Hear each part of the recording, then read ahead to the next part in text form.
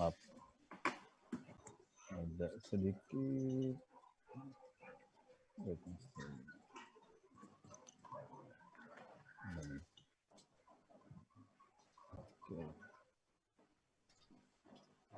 Sudah muncul ya, Pak?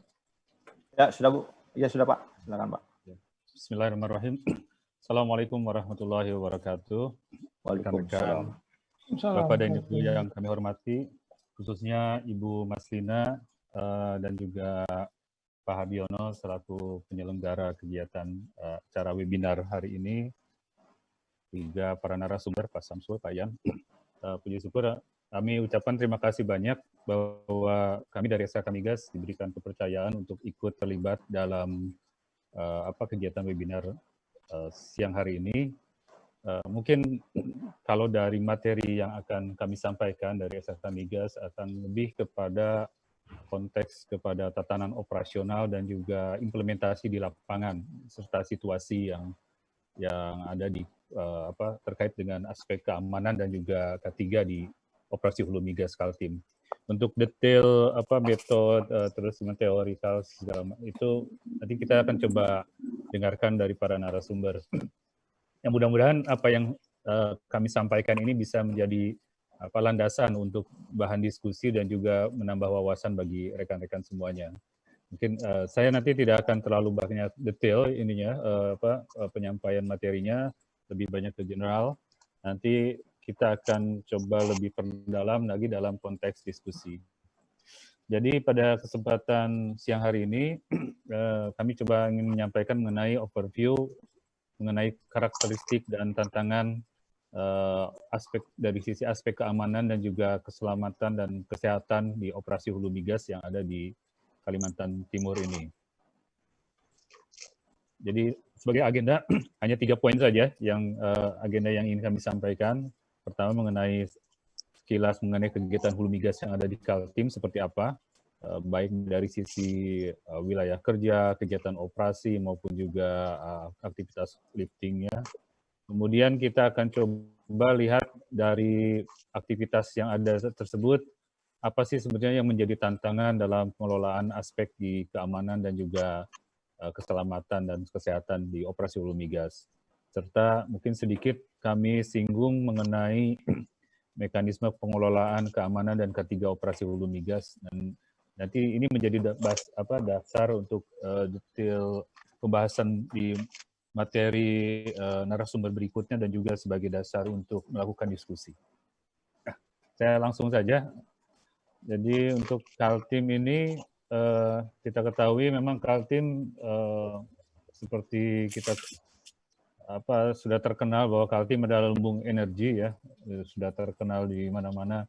Tapi sebetulnya kita lihat ada berapa sih wilayah kerja dan juga hasil yang dikontribusi dari Kaltim ini.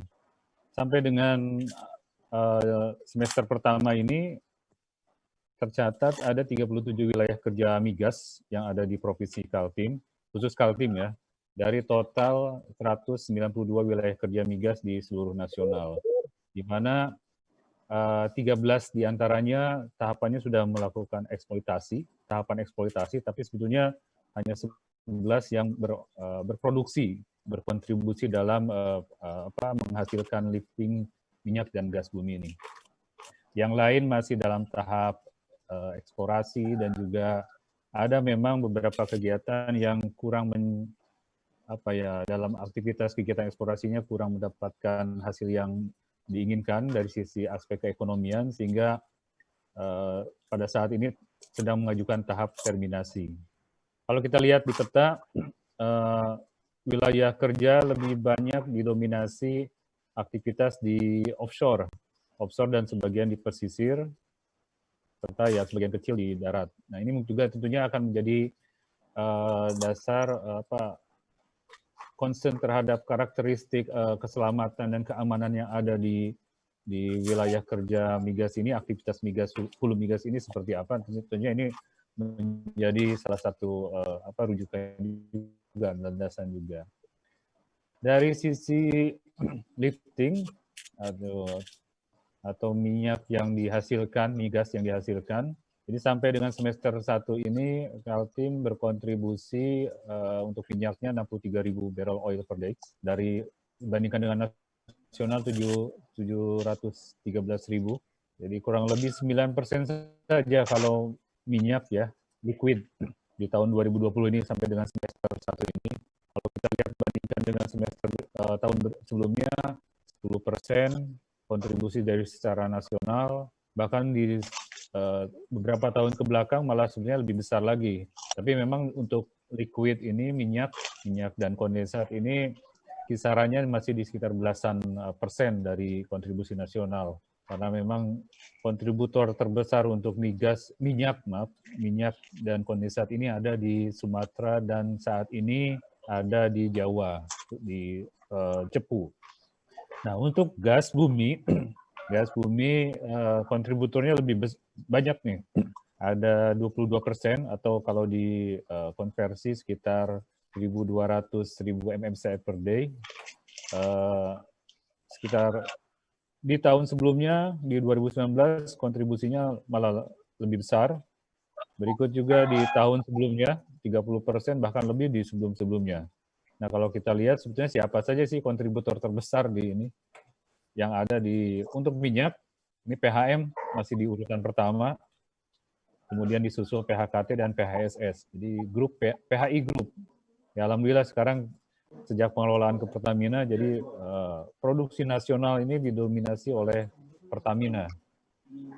Kemudian dari sisi gas juga sama, PHM sini sebagai kontributor terbesar 48%. Yang saat ini menjadi rising star sampai dengan ini 2 tahun ke belakang ini ada Eni Muara Bakau. Oke, kita lanjut. Jadi kalau kita lihat jenis kegiatan-kegiatan operasi migas, hulu migas yang ada, tentunya melihat dari wilayah kerja yang tadi disampaikan, untuk yang di darat, kita tentunya aktivitas-aktivitas dalam kegiatan eksplorasi, banyak sekali aktivitas survei seismik, dan mungkin tahun ini nggak terlalu banyak. Kemudian ada drilling dan workover, di dalam wilayah kerja tersebut juga banyak sekali fasilitas produksi dan juga fasilitas pengolah. Dan yang tidak kalah penting adalah jalur pipa dan juga aktivitas transportasi. Nah, ini jenis-jenis aktivitas ini yang mungkin nantinya akan menjadi bahan diskusi.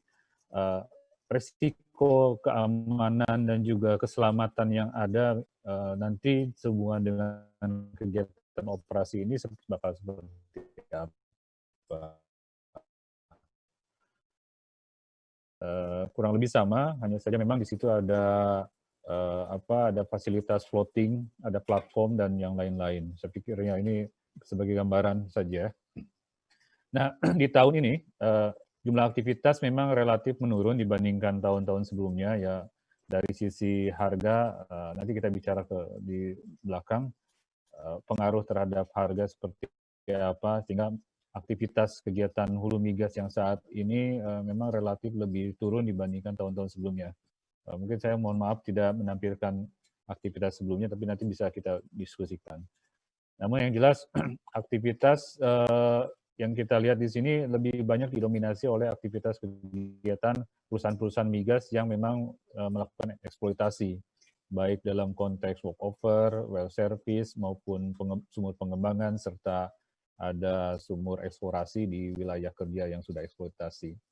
Sedangkan untuk wilayah kerja eksplorasi, di tahun ini lebih banyak melakukan aktivitas seismik, baik 2D maupun 3D. Namun sepertinya dalam realisasi sampai dengan semester tahun ini, dengan kondisi pandemi saat ini, banyak kegiatan yang tertunda. Mudah-mudahan ini bisa kita kejar, bagaimanapun juga eksplorasi ini menjadi salah satu tumpuan kita untuk penyuplai energi di masa yang akan datang.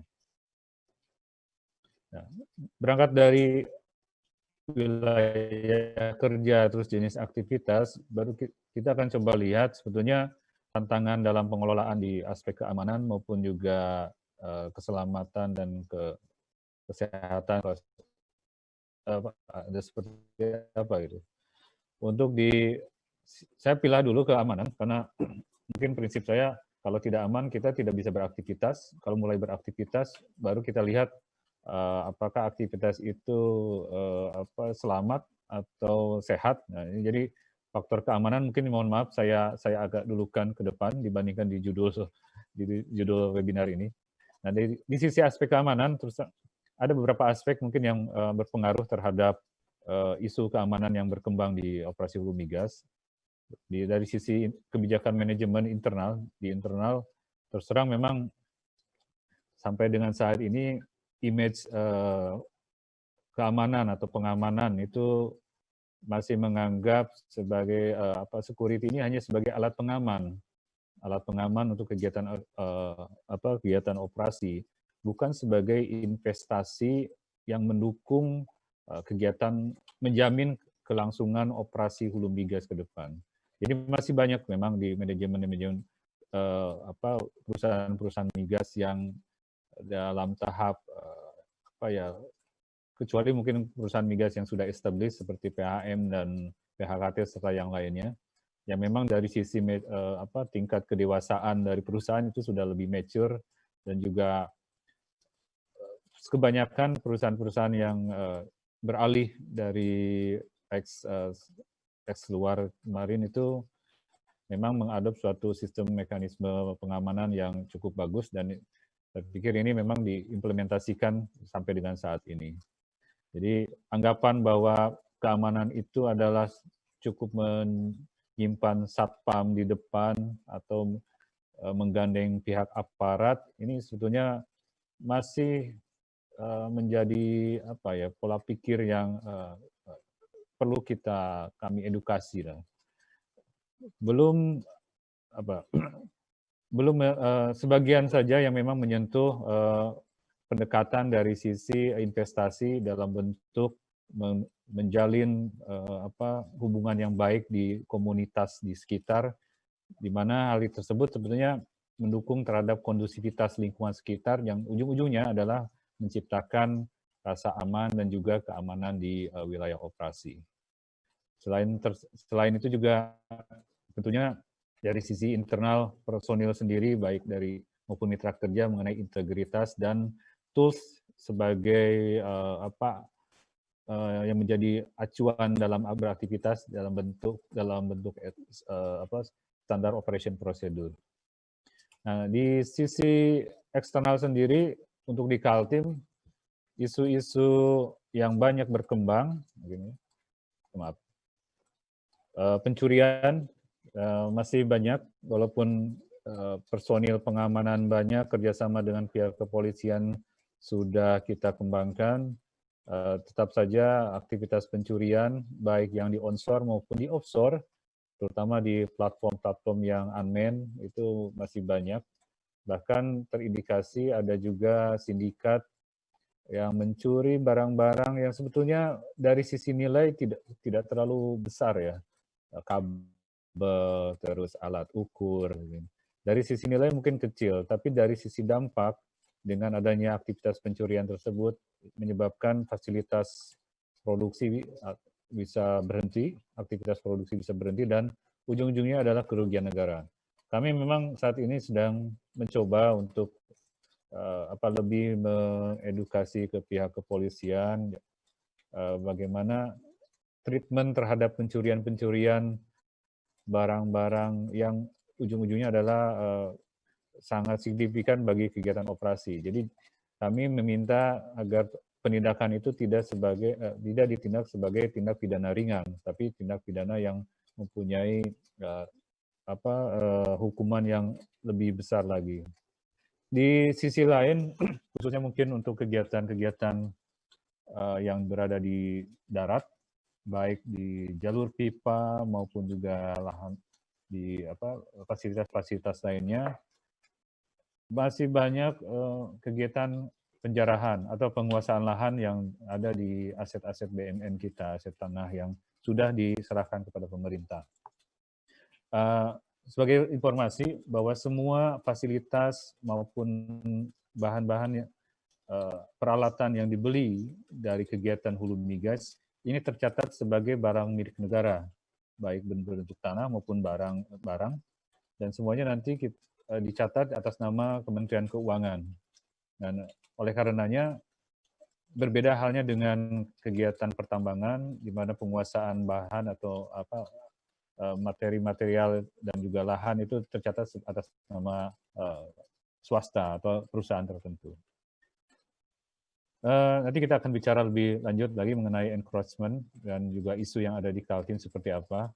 Kemudian di offshore masih juga aktivitas nelayan dan juga trespassing di area yang memasuki wilayah daerah terbatas terlarang. Di beberapa kasus banyak aktivitas nelayan yang lego jangkar atau aktivitas barge batubara yang menabrak, beberapa case pernah menabrak fasilitas migas kita di offshore. Bahkan juga sempat ada kasus pipa di salah satu K3S kita mengalami pembengkokan dan di konkritnya, bahkan terkupas. Itu akibat dari banyaknya kapal-kapal yang lego di atas jalur pipa tersebut. Selain memang dalam setiap aktivitas tentunya isu sosial masyarakat, penolakan masyarakat atas adanya datangnya orang lain, orang luar ke wilayah, itu yang menyebabkan adanya blokade, terus kemudian penolakan, permintaan isu tenaga kerja, itu masih saja memang berkembang, apalagi di tahun-tahun menjelang tahun politis, di era-era menjelang pemilihan kepala daerah maupun juga pileg. Isu-isu tersebut banyak dimanfaatkan segelintir orang untuk menarik perhatian massa ya.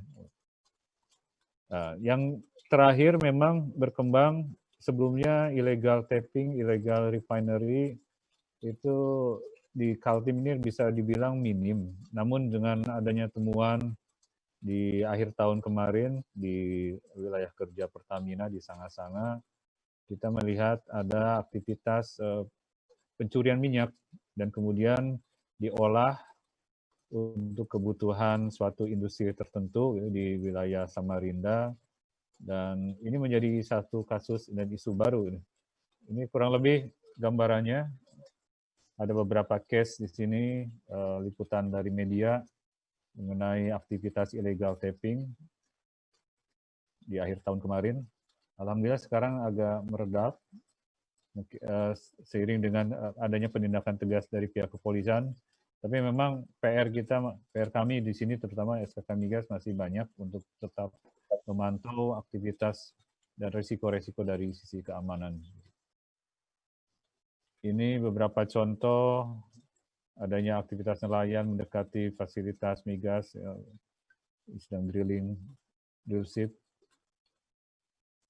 pencurian di unmanned, ini karena memang tidak ada berpenghuni, jadi banyak, ada saja yang memanfaatkan mengambil panel surya, baterai, plat, pipa, dan yang lain-lain. Ini salah satu contoh juga yang berhasil kita capture, ini dari PHKT. Ini juga sempat barge yang floating karena ya drifting itu lepas dari kontrolnya kapal pemandunya, kapal yang penariknya, sehingga akhirnya menabrak ke salah satu fasilitas offshore kita. Dari sisi aspek keselamatan dan kesehatan kerja, tentunya kembali lagi dari sisi internal, kebijakan manajemen terhadap pengelolaan ini sangat berpengaruh kepada, apalagi mungkin kalau yang saat ini sedang tren ini mengenai isu skema kontrak yang ada di pengelolaan migas. Kalau dulu murni semuanya di PSC konvensional ini, semua pembiayaan ini masuk ke dalam cost recovery, jadi memang masuk ke biaya operasi, sehingga K3S keuntungan K3S tidak berkurang dari sini. Namun dengan perubahan adanya gross rate ini, tentunya ini menjadi salah satu pertanyaan. Memang case kemarin di ONWJ adanya semburan ini apakah menjadi salah satu indikasi GS ini menurunkan level awareness terhadap keselamatan dan kesehatan. Ini terus terang masih dalam tahap kajian. Yang jelas seharusnya perubahan PSC ini tidak menjadi faktor berubahnya awareness terhadap keselamatan dan kesehatan kerja. Karena bagaimanapun juga aspek K3 ini menjadi prioritas dan juga salah satu image dan untuk menjaga reputasi dari perusahaan selain juga reputasi dari industri yang sudah terbangun dengan sangat baik. Yang terkini adalah akibat dari harga komoditi. Seperti kita ketahui di awal tahun ini, semester 1 ini harga komoditi migas sangat signifikan turun, bahkan di bursa sempat minus. Dan ini tentunya berpengaruh terhadap strategi bagaimana implementasi penerapan cost dalam pembiayaan di aspek keselamatan dan kesehatan. Selain itu di sisi eksternal, seperti tadi disinggung di aspek keamanan, adanya aktivitas ilegal aktivitas di wilayah fasilitas operasi migas. Ini salah satu contoh adalah kegiatan penambangan di area migas. Memang ini sumurnya sudah abandon ya di daerah Samboja, tapi tetap saja potensi resiko di sini masih ada. Ini kalau sampai harus digaruk sampai muncul seperti ini, tentunya kalau ada pressure yang masih ada di bawah, ini berpotensi juga membahayakan semuanya. Selain memang adanya potensi gas yang bisa keluar di sini. Yang lain, kalau di Kaltim, 5 menit lagi, Pak Roy. Siap, baik. Dikit aja. Di Kaltim ini kita ketahui ada jalur pipa yang menjadi urat nadi transport gas dari beberapa K3S, baik yang berada di offshore maupun juga di onshore. Ini memanjang dari Senipa sampai dengan Bontang, dan isu keberadaan ini juga terus terang menjadi salah satu isu hangat yang menjadi landasan koordinasi kami dengan stakeholder, di mana banyak aktivitas masyarakat di wilayah sepanjang sisi barat sini yang ingin melintas masuk mendistribusikan produknya ke arah laut yang terhalang oleh jalur pipa. Sehingga banyak sekali aktivitas illegal crossing, aktivitas masyarakat di sekitar jalur pipa, dan juga aktivitas lainnya juga. Dari sisi resiko juga, karena bagaimanapun di Balikpapan kita bertetangga dengan RU5, di mana di bawah di Teluk Balikpapan ini banyak sekali jalur pipa, yang baik jalur pipa yang dikelola oleh hulu maupun hilir. Resiko apabila memang tidak adanya koordinasi yang baik, tentunya ini menjadi salah satu concern juga nih. Kejadian tumpahan minyak di Balikpapan, di Teluk Balikpapan beberapa tahun yang lalu, itu menjadi salah satu warning lah buat kita semua. Dan kami saat ini coba berdiskusi dengan pihak RU5 untuk bisa menjalin kerjasama bagaimana kita memitigasi apabila terjadi hal-hal seperti ini. Selain yang mungkin yang isu topik yang paling hangat adalah mengenai pandemi. Mungkin saya sedikit gambarkan bahwa sampai dengan tanggal 23 kemarin, untuk hulu migas sendiri nih, sudah ada yang terkonfirmasi positif dari K3S itu ada sekitar 267 orang. Jadi K3S, perusahaan migas yang menerapkan pola standar kesehatan dan juga protokol yang ketat saja, ini masih bisa terdampak. Dan bahkan mungkin di saat baru-baru ini juga di salah satu site kita juga ada satu kejadian luar biasa di mana ada temuan terkonfirmasi positif di salah satu site kita. Dan ini menjadi salah satu warning juga bahwa kami sudah melakukan upaya untuk meminimalisir akses orang-orang yang terkonfirmasi dengan mengikuti aturan-aturan sesuai dengan pemerintah daerah, di mana mewajibkan PCR sebelum datang ke Kaltim, dan dengan harapan bahwa di Kaltim bisa aman. Ternyata di transmisi lokal ini lebih banyak trennya saat ini berkembang dengan sangat pesat. Jadi tentunya akibat dari COVID ini produktivitas tenaga kerja menurun karena memang ada beberapa aspek yang harus kita sesuaikan dari sisi personel, peralatan, dan juga compliance terhadap regulasi. Mungkin singkat saja bahwa dalam sebagai landasan kami di industri migas untuk melakukan pengelolaan aspek keamanan dan K3, kita sudah menerbitkan dan juga bagi K3 sudah mengacu kepada suatu pedoman tata kerja ya kurang lebih pengaturan terhadap putus, Pak. Standar dan prinsip keamanan. Itu. Halo. Baik, maaf.